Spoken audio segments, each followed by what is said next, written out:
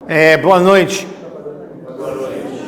Estamos tentando resolver problemas técnicos de internet e, infelizmente, não estamos conseguindo resolver, né?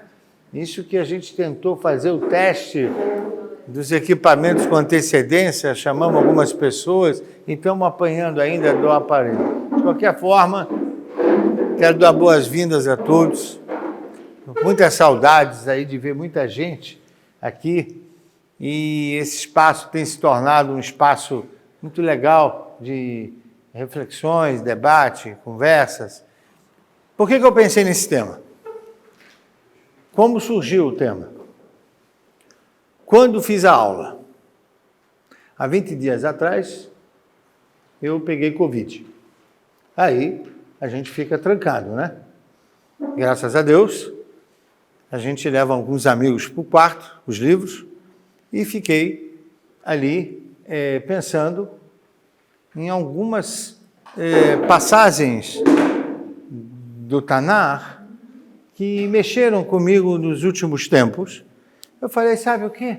Agora é o momento que eu tenho para dialogar com as fontes e vamos ver onde eu vou parar. Aí eu comecei a achar que eu estava parando em algum lugar legal. Falei, acho que eu vou fazer uma aula. E aí eu fiz a aula e vou apresentar a aula para vocês. Tá? Eu me lembrei um pouco da minha fase infanto-juvenil num programa que havia na televisão. Vocês não são obrigados a conhecer o programa, mas certamente vocês conhecem o ator. Eu vou passar o filme. O ator se chama Jô Soares. Esse ator, ele reproduziu uma situação. Vocês vão ver o Jô Soares há muitos anos atrás, né? Vocês vão nem reconhecê-lo, né? Não importa quem já viu, não viu, lembra e o artista que contracena com ele também, muito conhecido, me fugiu agora o nome dele. Eles vão reproduzir uma situação. Isso, para mim, é importante, porque isso vai dar um pouco de descontração, que é Jô Soares, né? É Jô Soares, na época que ele descontraía, depois ele ficou um pouco mais sério, né? Um pouco mais só. E vamos ver, eu não vou falar mais, porque o filme, eu acredito que fala por si só. Olha, o Drauzio me disse que tinha chegado. Como é que você vai, Batalha? Batalhando por aí. Eu vim aqui bater um papo, saber das novidades. Ah, impressionante. Eu tô vindo ali do quarto do Dorival. Você conhece o Dorival? Claro, seu filho. Olha, achei uma fita gravada do Dorival. Vamos ouvir? Eu faço questão. Então vamos lá. Adão, meu querido Adão, todo mundo sabe Tá parecendo que... Ney Mato Grosso? Mas a voz dele não é assim, não. Isso pra mim deve ser defeito do gravador. Mas experimenta outro cassete. Me dá o do Roberto aí. Isso aqui. Vamos ver. Coisa engraçada. Vamos ver. Amigo, você é o mais certo das horas incertas. A voz do Roberto é normal. Então deve ser defeito da fita. Deve ser. Bom, defeito do Dorival é que não havia de ser, né, Batalha? Claro que não. Eu não sabia que o Dorival tinha queda pra isso, sabe? Gostei da mãozinha fazendo queda, meu Deus, cala de boca. Ele tem muito jeito, você disse bem, queda. Ele tem queda pra artista, sabe? Impressionante. Você precisa ver. Eu não sou pai coruja, não. Mas você olha aquela fera, 1,80 m de altura. Você precisa ver o garoto fazendo expressão corporal, é impressionante. Ah, e com o que ele aprende expressão corporal? Uma gata. Uma gata? É uma gatinha que tem aqui em casa, sabe? Impressionante, o garoto muito habilidoso, muito inteligente. Não vai gastar dinheiro com o professor. Ele pega a gata, põe na frente dele, sabe? E ele se deita nas almofadas e todo gesto que a gata faz, ele faz também. Mas olha, impressionante, aquela fera, Dorival é uma fera, né? Um homão daqueles, você olha, parece um gato. É capaz até de engolir um camundongo, né? Não, mas engole, o Dorival engole tranquilamente, sabe? O teu filho não sabe imitar bicho assim, não? Não, o meu filho quando deita no sofá, ele fica com cara de leão. Já entendi. Parece aquele leãozinho da Metro, com aquela moldurinha em volta da cabeça. Aí puxa o rabinho dele, ele faz... Cala-te boca, tem pai que é cego.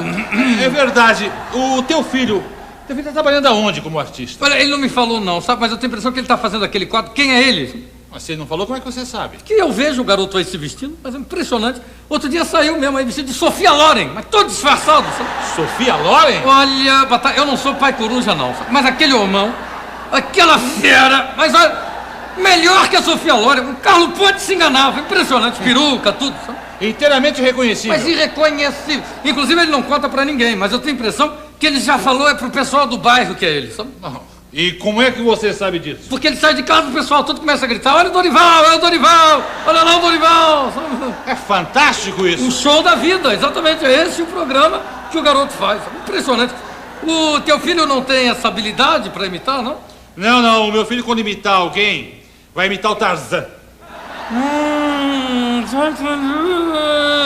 O Tarzan, andando no meio do mato com aquela tanguinha, preso no cipó, vai de árvore em árvore, dando aquele gritinho.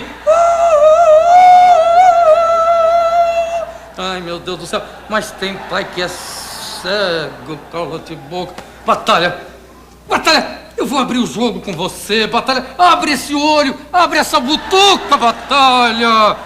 Fala com o garoto pra parar com esse negócio de ficar no meio da selva imitando Tarzan, andando atrás do elefante. Um gaua, Tantor, um gaua, Tantor. Seja enérgico, Batalha. Manda o menino abrir mão da Chita e ficar mais atrás da Jane. Abre o olho com o garoto, Batalha. O Jô Soares é pai de um filho que chama Dorival. Dorival tem 1,80 m. E aí ele começa a contar que o Dorival ele tem uma alta habilidade. Aí ele pergunta quais são as altas habilidades. Aí ele fala que ele sabe representar muito bem uma gata. Aí pergunta, mas o que a gata faz? As posições da gata ele faz igual. Aí ele fala, que estranho. Aí tudo começou com a fita cassete, né? Naquela época, né? E que ele cantava uma música um pouco aguda. Aí ele falou, não, mas essa não é a voz do Dorival. Aí ele põe a fita do Roberto Carlos, a fita do Roberto Carlos toca direito. Então foi um problema da fita, né? Não tem problema nenhum. E aí começa toda uma provocação entre o artista e o contratista, né, o amigo dele, dizendo sobre o filho do Jô Soares, que é o Dorival. E aí a conversa vai, e aí ele pergunta, e ele sai de casa e se veste como quem? Aí ele fala, se veste como Sofia Loren. Fala, Sofia Loren, mas que estranho. Não, por que? E o teu? Não, o meu veste com Tarzan. Aí fica uma brincadeirinha um com o outro. E todo o produto do diálogo produzia Tem Pai que é Cego. Essa era a brincadeira que o Jô Soares fazia.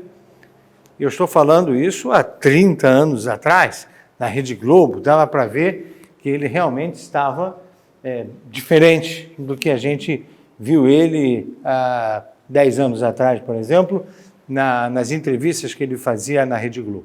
Então, essa questão que tem pai que é cego, ou o pai não quer enxergar, eu acho que se a gente tivesse com as estruturas midiáticas funcionando de forma melhor, a gente vê isso e chamei isso de ingenuidade. As coisas vão acontecendo e nós não percebemos. E procurei esse filme em razão das fontes judaicas, né? Não é o filme que me despertou. As fontes judaicas me despertaram. E eu quero mostrar alguns casos de que os filhos não foram exatamente pelo caminho dos pais, e a gente pergunta por quê, o que aconteceu, o que houve, e a gente fica realmente numa situação de reflexão. E eu vou citar as fontes, não sei se ele não consegue mais. A primeira fonte, havia um profeta chamado Eli, profeta Eli. Não o Eliau Anavi, que é Elias. Tem Eli e tem Elias. O profeta Eli, ele era Cohen também. O profeta Eli também era juiz. Juiz da Suprema Corte dos Sábios da época bíblica. E o texto bíblico, Tanar, Sefer Shmuel, diz o seguinte: o Benei Eli, Benei Belial, lo yadu et Hashem. Os filhos de Eli eram pessoas Belial, em hebraico se chama desprezíveis. Termo extremamente forte. Pessoas desprezíveis. É muito forte. E não conheciam o Eterno. E a pergunta que a gente sempre faz, isso é um texto. Você sabe quem é Eli? Profeta, juiz da Suprema Corte, sacerdote. E o Tanar não poupa ele de falar os filhos, não, falar na cara. Maimônides, por exemplo, quando descreve a transmissão do judaísmo de geração em geração, cita assim, em seu livro, abro aspas, Josué recebeu de Moshe, e este passou aos juízes. Eli foi o último desses juízes que passou a transmissão judaica ao profeta Samuel. Ou seja, Eli não era qualquer um. Eli não era qualquer personagem. Ainda assim, ele não foi bem sucedido na casa dele. Não foi. E aí isso resgata a pergunta, o que aconteceu? O que aconteceu? Porque se o Tanar não protegeu o Eli, resolveu contar para nós, então veja, ninguém pode sair da verdade. Meu amigo, é isso? É isso. Você errou? Errou. Você acertou? Acertou. Qual é o teu sobrenome? Não importa. E se o Tanar coloca que um homem dessa magnitude teve filhos Belial, desprezíveis, é porque quer ensinar algo a gente. E o que ele quer ensinar a gente? Fazer fofoca? Quer dizer, o Tanar está aqui para contar fofoca? Você sabe o filho dele? Não, ele quer contar. Ele quer ensinar. Se na casa do Eli aconteceu, nós temos que olhar nossas casas. Ponto. Não tem... Tudo bem. É como se diz no português, acontece nas melhores famílias. Pode acontecer, sim. Aconteceu na casa do Eli e vocês vão ver que aconteceu em outras casas. E eu vou citar, abro aspas, o que o texto diz. Ficaria mais fácil se estivesse na parede. Eli já era muito velho. E ouvia tudo quanto seus filhos faziam a todo Israel. E desculpa o que eu vou ler agora, mas se está na Bíblia, se está no Tanar, é para me falar. Não vou censurar o Tanar. E o que ele ouvia, o pai? De como os filhos se deitavam com as mulheres que se ajuntavam na porta da tenda. Forte, né? Levei o texto lá para a cama, lá no Covid. Eu quero saber esse texto, eu quero entender o que está acontecendo. O que houve? E aí o pai, enfim, chama os filhos e diz, olha, E disse-lhes, abro aspas, por que fazeis tais coisas? Que isso? Que isso, filho? Aí, não é boa fama o que ouço? E o que o povo de Deus está falando aí? Dizendo que vocês cometem isso. Mas não ouviram a voz de seu pai. É muito triste ver uma cena dessa. A gente não precisa ser muito erudito, e muito religioso, e muito... para entender que aqui estamos falando de meninos que estavam fora do caminho.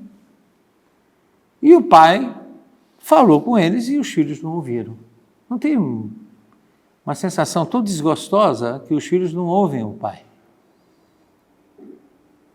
Supostamente o pai já era velho, e estamos falando de filho de 30 anos, 27, 32.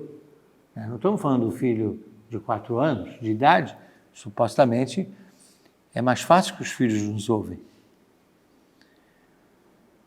E a gente acredita,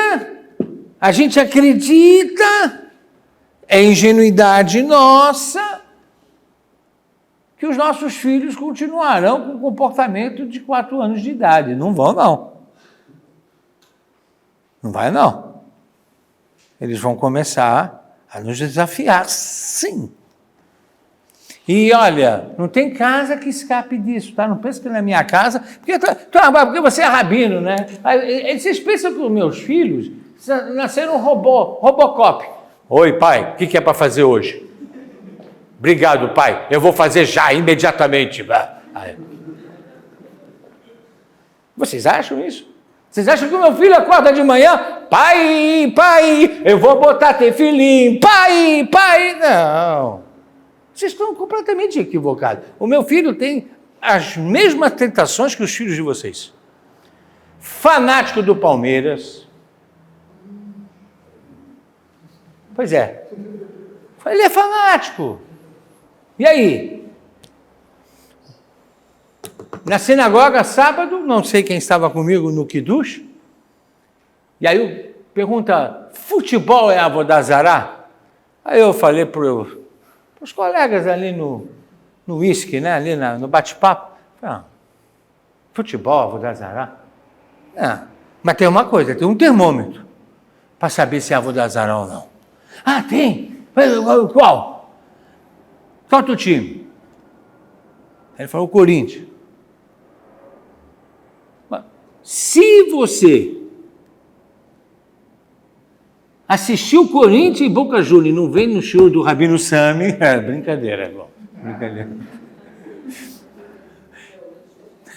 Porque o jogo é hoje. Eu tô achando que tem alguns corintianos que falaram, olha só, pior, sabe, o pessoal subestima o professor. Ele subestima o professor, ele vira para o professor, fala assim, Henry, chega assim para mim e fala, Rabino, eu sei que ele é corintiano roxo, Rabino, reunião de condomínio.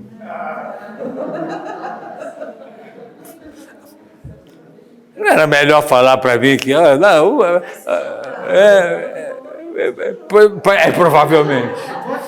provavelmente, mas aqui eu estou brincando, mas se cai a final da Libertadores no Shabat. E ele fica lá na dúvida. Eu estou dando um exemplo, tá? Filhão, você está com dúvida disso? Aquelas caretas, pois vamos conversar sobre a sua dúvida. Que é normal ter dúvida, é normal ter tentação.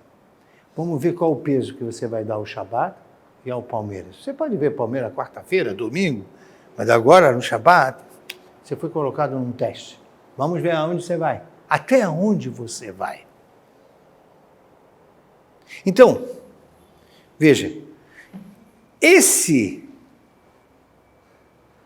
título, ingenuidade, se formos ingênuos, nós não vamos conseguir muito êxito. Nós temos que ser realistas. Existem forças sedutoras lá fora.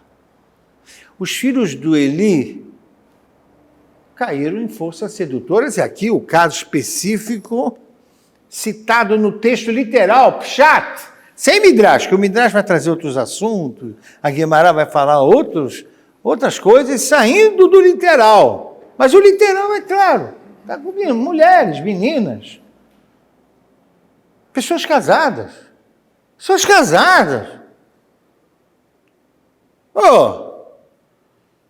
Qual é? Não está legal isso não. E o Eli parece que acordou tarde. Eu pergunto para vocês,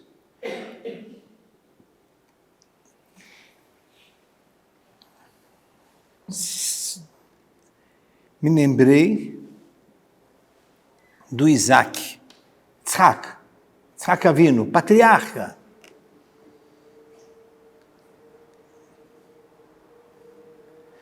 O texto diz assim, Vai Esav ben Arbaim Shana, Esav tinha 40 anos, Esav, filho do Isaac. Em português, Esaú. Vaikach Isha et Yehudit bat Be'eri Ahiti. Ele casou com uma mulher dos 7 povos da terra. Quem lembra da história dos patriarcas? Abraham, Isaac e Jacó mandava os filhos casarem lá em Haran, na família originária deles. Porque as mulheres da terra não eram as mulheres que poderiam dar sequência ao povo, à família ou ao povo que estava nascendo. Aí, Esav casou a si mesmo com as mulheres de lá. Aí diz o texto, Vatiena morat ruach leItzhak ulerivka. Eles ficaram com depressão, os pais. Ficaram com depressão. Por quê? Porque viram a transmissão ser interrompida. Ai.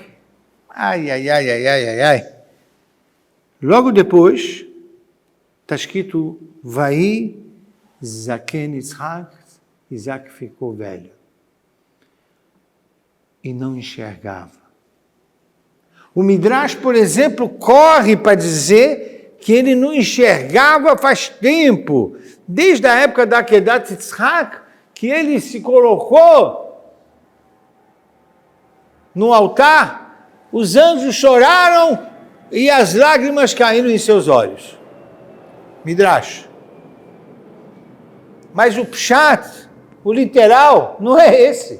O literal é, Esav casou com as mulheres da terra, Bnot Achiti, e ele ficou velho, Moratrua, Zaken, e os olhos não vinham.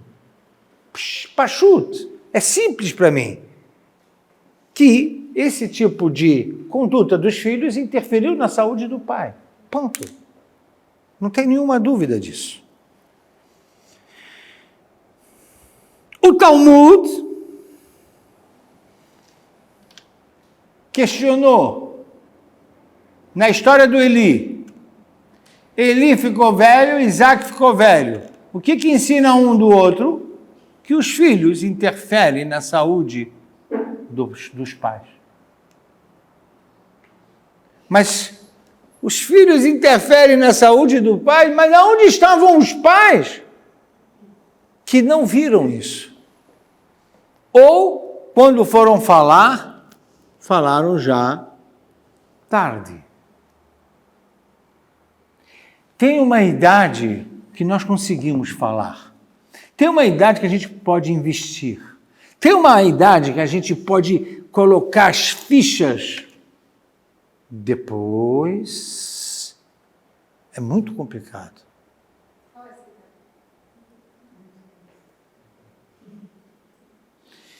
Boa.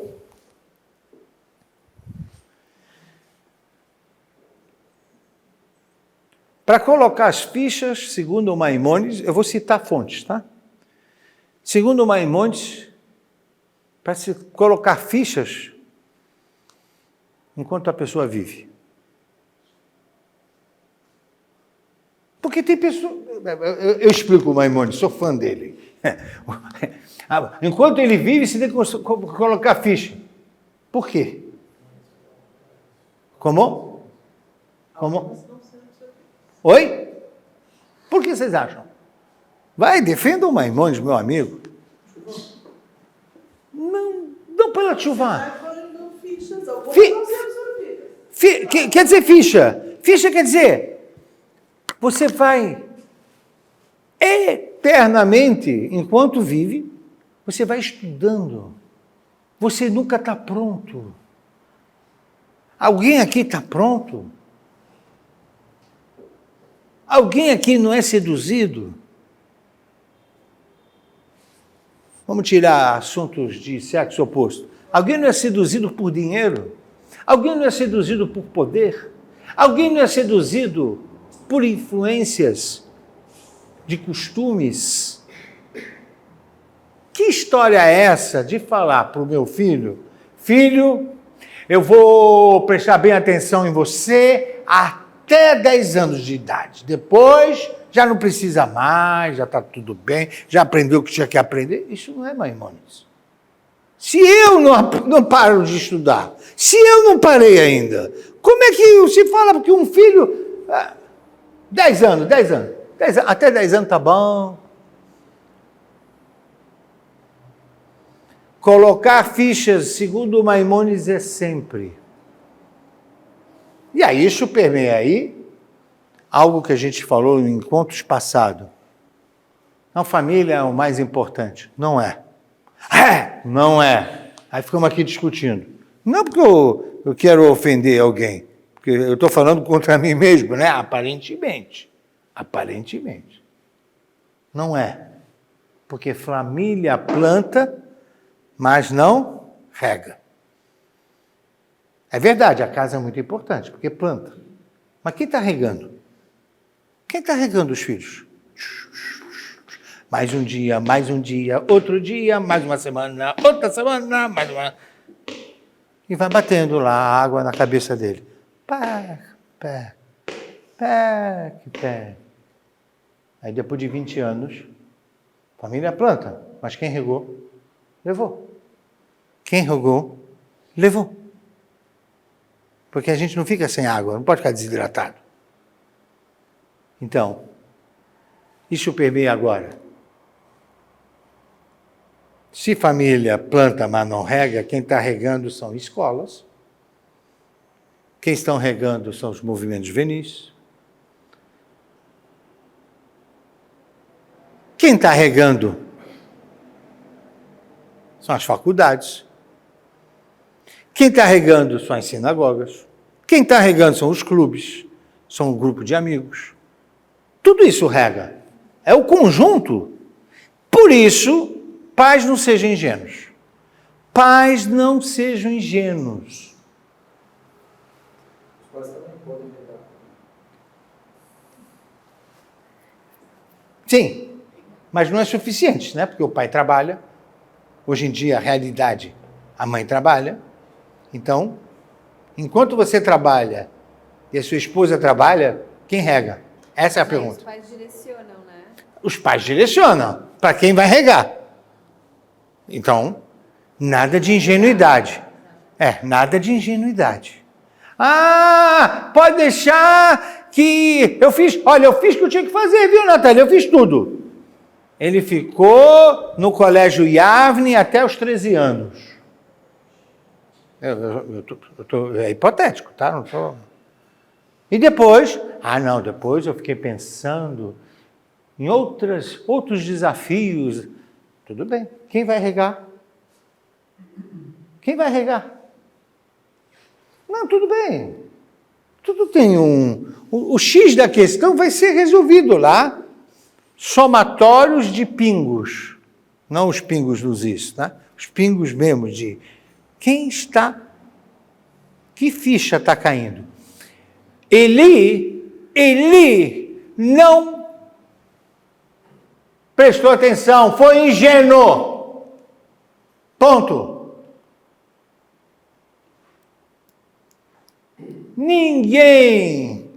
Ninguém vai para relações tão descabidas com mulheres proibidas de um dia para o outro. Não. Vai. De repente, Eli era Cohen, velho, com 85 anos, e os filhos começaram ano passado. Não foi ano passado.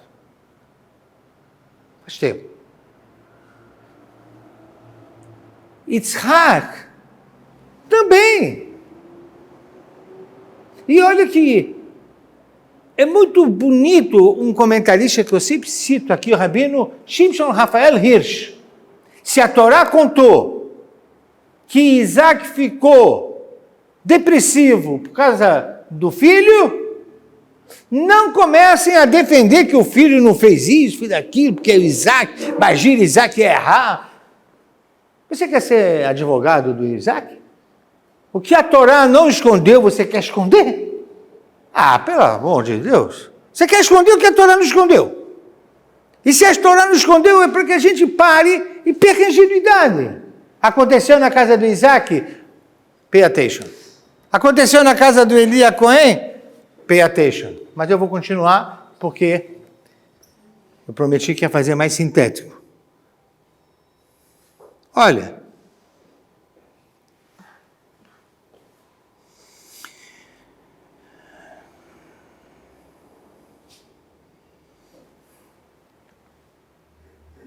mais um livro, mais uma fonte judaica. História de Ruth.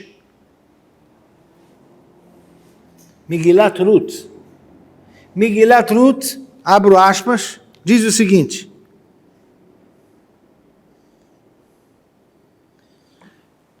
tinha uma família que chamava Elimelech e Naomi.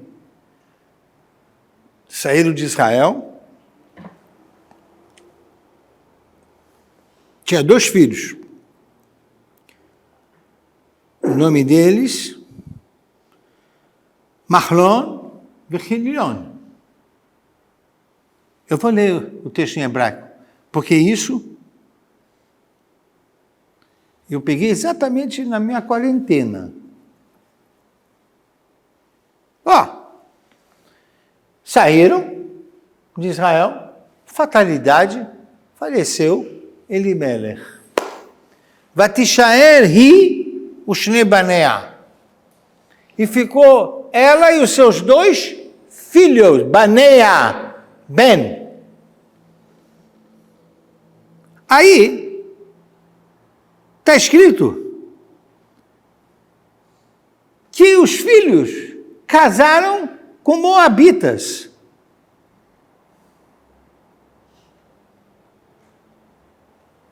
Ruth, Moabiá, e Orpá, Moabiá.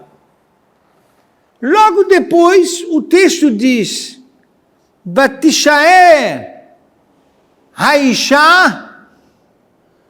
Logo depois, está escrito que ela ficou vivendo sozinha com Shnei e Eladea, com as 2 crianças. Logo salta os olhos na gramática hebraica, onde eu conheço o sentido do texto sagrado. Você fala que a mãe tinha 2 filhos, e depois você fala que a mãe tem 2 crianças? Será que o hebraico mudou aleatório? Quando a Torá usa Banea, e quando a Torá usa Yeladeia? Não. Eu fui investigar isso. Estava estranho. Estava muito estranho. E olha que conclusão cheguei. Desde o início da Torá, eu fui pesquisando, Fabiano. Fui pesquisando. O que acontece quando Adão e Eva tem filho, está escrito Ben? Não está. Quando Adão e Eva têm filho, está escrito Vateledet Caim, o nome do filho direto. Ve'achareichen vayoled gamit Hevel. E eu fui acompanhando. Quando é que aparece que Adão e Eva têm filho? Teve o Caim. Pode abrir o texto depois. Não é aleatório. Para nós falarmos que temos filhos, vocês vão ver o que isso implica. Para falar que temos crianças, vocês vão ver o que isso implica. Eu tenho na minha casa filhos ou crianças? Boa pergunta. Sob o ponto de vista da reflexão que estamos fazendo agora. E a sensação que eu tenho que a ingenuidade nossa faz olharmos nossos filhos como crianças. Não consigo. Ficamos com pena, ficamos assim. Mas se a gente olhar eles como filhos, vocês vão ver o que é filhos. Não, a gente sabe, a gente é pai, a gente é mãe. Não, eu sei. O conceito. A Megilat Ruth deixou claro. Enquanto você está na casa dos pais, não fisicamente, não geograficamente, mas culturalmente, você é filho. Mas quando Mahlon e Cleon se casam com as moabitas, o texto altera imediatamente. Chamam ele de crianças. Sabe por quê? Porque houve ingenuidade anterior de olhar as crianças. Ele é jovem. O que você quer? Você quer que ele vai estudar Mishnah com o Rabino Sami? Vai! E onde ele vai? Ok. Gente, é ou não é motivo para refletir? Eu fui seguindo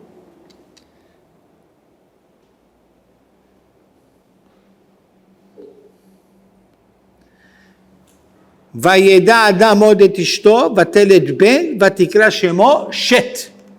O terceiro filho de Adão e Eva, pouco conhecido, né? Esse foi filho, Shet. Aliás, Caim matou Abel. De Abel não saiu ninguém.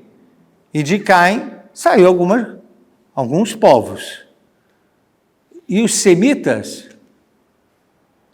vão sair desse terceiro filho, Shet. Mas aqui, não em Caim e não em Abel, a Torá falou, Vatelet ben vatikra shemo Shet. Esse Shet segue a tradição dos pais. Eu fui atrás. Vocês querem ver mais uma coisa que eu fiquei pesquisando? Olha, Shet gerou Enosh, que gerou Keinan, que gerou Mahalel, que gerou Yered, que gerou Hanor, que gerou Metushela, que gerou Lemech. Ninguém foi usado o termo Ben. Só quando, na 10ª geração, nasceu quem? Noah. E Lemech gerou um filho, chamou Ben e chamou ele de Noah. Noah salvou o mundo. Por quê? Porque ele foi filho. Aquela família gerou filho e não gerou criança. Mas por que as gerações anteriores geraram crianças? Ingenuidade. E não se educa com ingenuidade. A próxima geração não falará com a geração anterior. Ponto. Ingenuidade. Ingenuidade. Não é maldade. Ingenuidade. Eli não era uma pessoa, era sacerdote, era Cohen, era chofer. Yitzhak era má pessoa? Não, gerou Esav. Ele é muito pequeno ainda, ele espera quando crescer. Aí, parece que ele nunca cresce. Não, quando crescer ele vai mudar. Mas quando é que é esse? Quando crescer? Quando vai ser isso aí? Quando vai ser? Para terminar, a proposta do Tanar é o seguinte: em cada nascimento de um filho, de uma criança, vamos construir um novo mundo, e essas crianças não estão prontos e nem acabados. Filho, pelo Tanar, é continuação do pai, é uma semente plantada pela mãe. E por isso, pai e mãe devem cuidar muito bem de seus filhos. Filho, o termo, deve ser usado como continuação de uma herança histórica, religiosa e cultural. Não tinha filho em Caim porque ele não seguiu Adão e Eva. Não tinha filho em Eva porque nem Caim deixou. Não ia seguir. Shet seguiu. Depois teve uma geração que nada. Até aparecer Noah. Aí a Torá chamou o pai dele, gerando um Ben, Noah. E podem seguir, porque criança é o termo que deve ser usado para uma continuação biológica.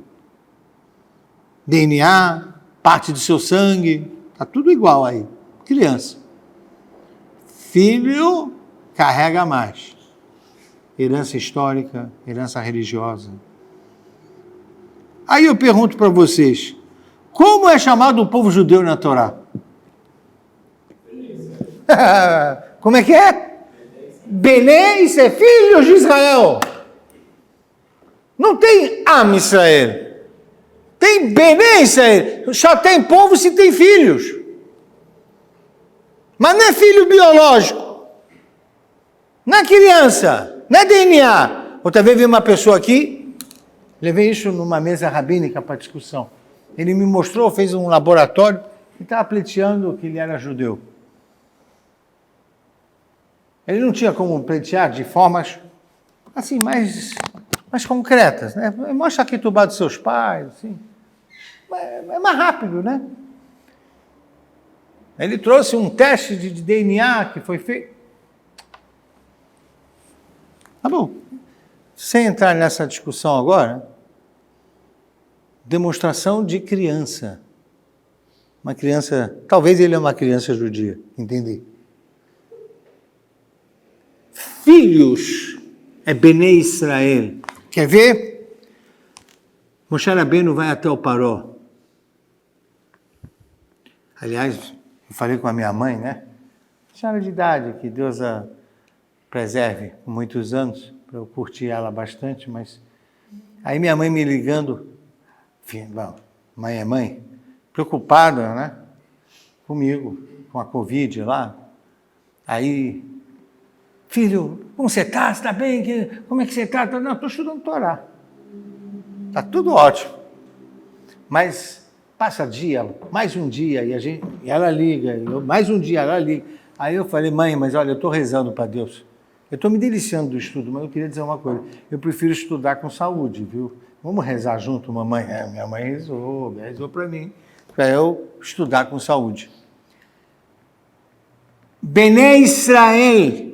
Contei até isso, estava contando para minha mãe, como ela foi vitoriosa na educação. Mas Moshe Rabbeinu vai ao Paró. Fala para o Paró o seguinte: Bebanenu o bibnotenu neler. Com os nossos filhos, nós vamos sair. Aí o Paró falou, bom, já que vocês estão me pedindo, Gam taperhem ikar. Você pode pegar as crianças. Olha como o hebraico me permite a fazer as reflexões que fiz.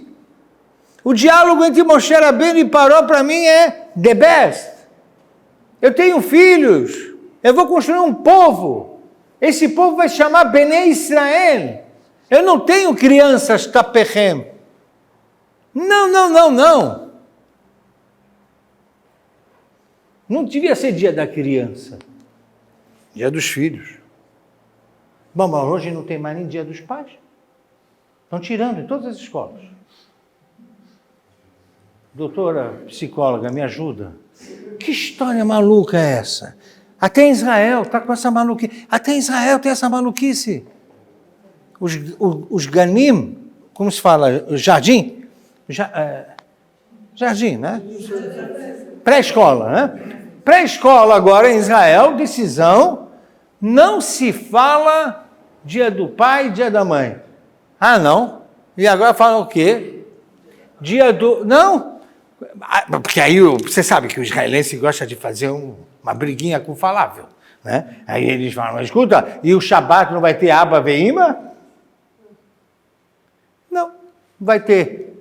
Olha onde nós vamos chegar. Vai ter agora, a partir de agora vai ter Hamevarech e Hamevarechet. Aquele que abençoa verbo conjugado no masculino e aquele que abençoa verbo conjugado no feminino. Não tem mais pai e mãe. Não tem mais pai e mãe na escola.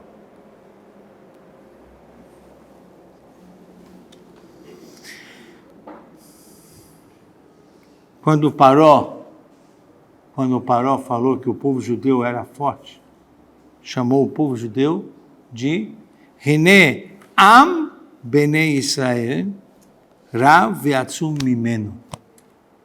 O povo, filhos de Israel, eles são muito fortes. É isso. Nação forte tem família forte com filhos e não crianças. Dia de filhos e não dia de criança.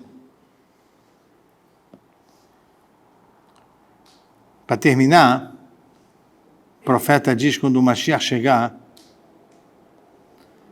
está escrito assim, profeta Ishaiah, profeta Isaías, Vechol banaich limudei Hashem. Todos os seus filhos vão estudar Torá. Gente, engenharia é importante, faculdade é importante. Eu quero dizer aqui, eu estou vindo aqui com muita tranquilidade, porque não tem um filho ou filha minha que não fizeram faculdade. Para não pensar que eu tenho um discurso, né? Porque, o que ele quer? Eu quero dizer o que a Torá sugere para todos nós. Então eu não sou demagogo, não estou aqui falando e não falo, não. Mas se a gente não colocar Torá, Chol banaich limudei Hashem. Filhos são aqueles que estão estudando os nossos valores. Não tem, gente, não tem como fazer outra coisa. Não tem. Verav shalom banaich. Só assim você vai ter shalom com teus filhos. Porque estão falando a mesma coisa, estão olhando na mesma direção, estão olhando como os avós, estão olhando como bisavós. Quem tiver limudei Hashem, neto olhará para o seu avô como exemplo, herói. Porque a Torá faz isso. A Torá não faz conflito de geração. A Torá faz admiração das gerações anteriores. E aí, o Talmud em Masechet Brachot diz, a gente reza todo dia no Shacharit. Atikre banaich ela bonaich.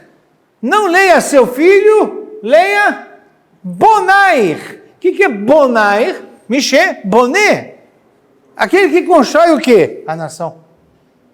Filho, limudei Hashem, constrói nação. Nação de Israel precisa de filhos que limudei Hashem. E o rei Salomão resume. Shma beni musar avicha, vial titosh, Torá temer. O filho vai ouvir a moral do pai e vai manter a Torá da mãe. Filho, não criança. Criança vai ser mimada, criança vai ser um ser para as nações. Nós queremos filhos para Israel. Nossos filhos serão chamados Bnei Israel se nós não formos ingênuos.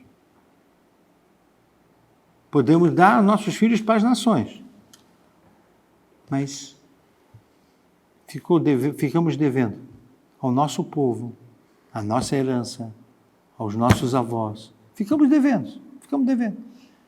Eli deixou devendo. Isaac deixou 50% da sua casa devendo. Eli não deixou ninguém. Quem conhece o Taná sabe, a descendência de Eli acabou. Não adianta ele ter sido um grande homem. Não adianta a gente ser um grande executivo. Não adianta. Nós temos que ter filho bonai. Então, tendo posto isso, eu agradeço. Reitero as minhas desculpas, não conseguimos, ia ficar mais fácil passando pelas projeções, mas a ideia era essa, sem ingenuidade. Nós precisamos fazer filhos construtores, filhos que constroem uma nação, e não crianças que farão doações para fora. Filho constrói nação e doa para fora. Criança doa para fora e nem está aqui para contar história para o seu povo. É isso que eu queria passar. E se alguém tiver alguma observação, pergunta ou crítica, por favor, Camila. Agradeço. Pois não. Não, eu adorei, só que ainda fiquei com uma dúvida dessa questão do regar, que os pais não regam, que só a escola, os movimentos, etc.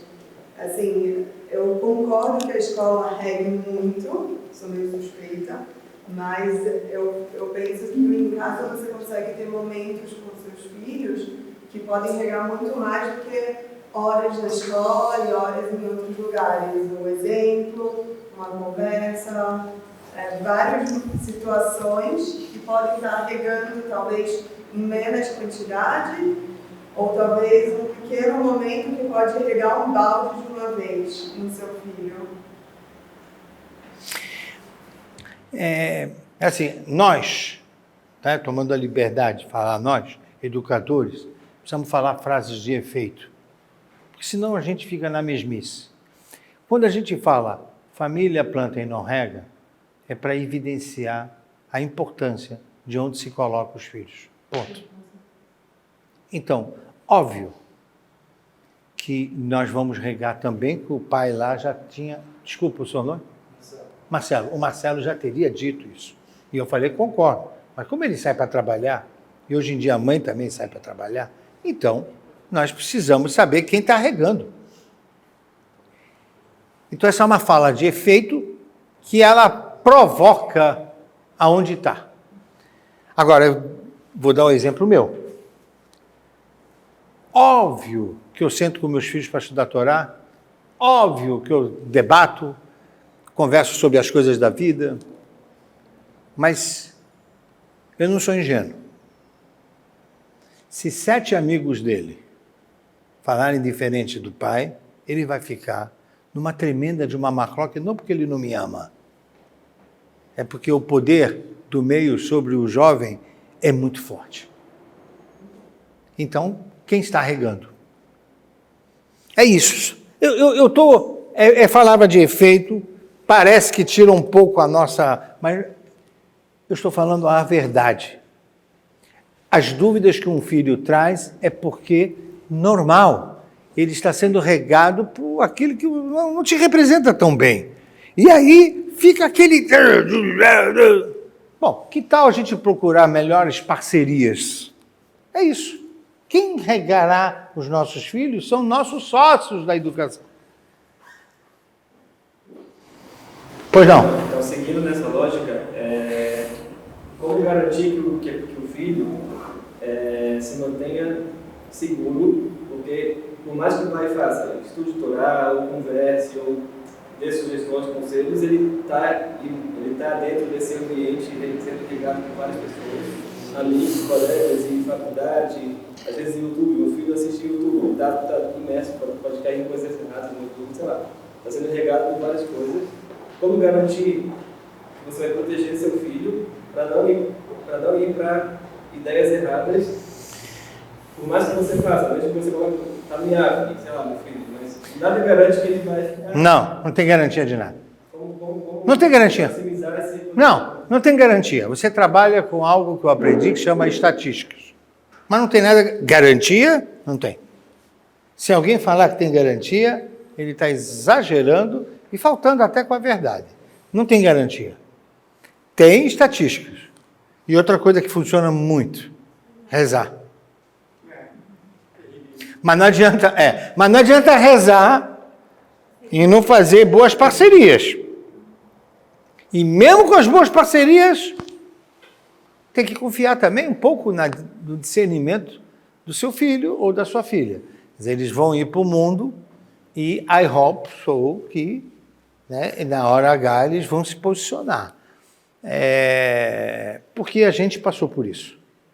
Né? Não exigimos dos nossos filhos muito diferente do que nós passamos. Tá?